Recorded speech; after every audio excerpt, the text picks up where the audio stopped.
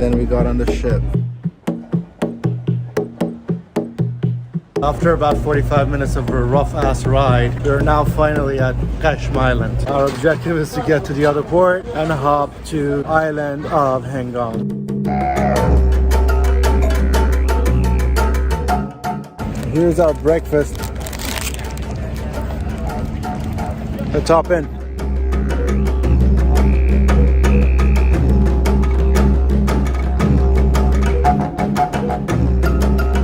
First order of business, food.